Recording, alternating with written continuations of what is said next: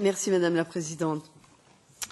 Ce rapport, qui se voudrait novateur, reprend en fait les vieux clichés qui ont contribué à la chute vertigineuse de l'Union européenne dans les classements internationaux.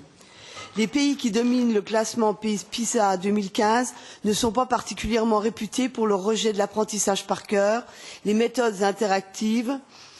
Ce sont des pays comme la Chine, le Japon ou Singapour, des pays qui d'ailleurs consacrent parfois à l'éducation une part moindre de leur PIB que certains États européens.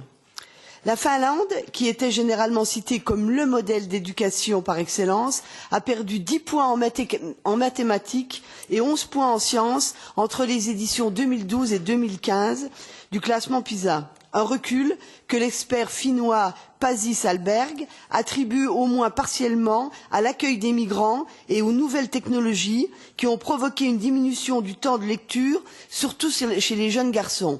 Moi, je peux vous dire que dans mon pays, la France, on avait fait des essais il y a 25 ans. On avait essayé d'arrêter d'apprendre aux enfants les tables de multiplication par cœur. Et au bout de 3-4 ans, on s'est rendu compte que c'était une erreur énorme, parce qu'une fois que les jeunes ne savaient plus compter, ils ne savaient plus faire de calcul mental, ils ne savaient plus rien faire. On était obligé de revenir en arrière et de reprendre trop tard pour certains qui avaient déjà quitté l'école et qui ne savaient même pas leur table de multiplication. Ce ne sont pas des méthodes interactives, la fin du par cœur ou l'accueil des migrants qui nous permettront de redresser la barre alors qu'on manque déjà cruellement de qualifications en sciences et en mathématiques.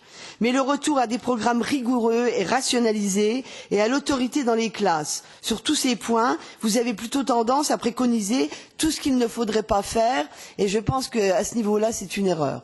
Mais nous ne manquerons pas de faire des amendements, même s'ils ne seront pas très suivis comme d'habitude. Je vous remercie.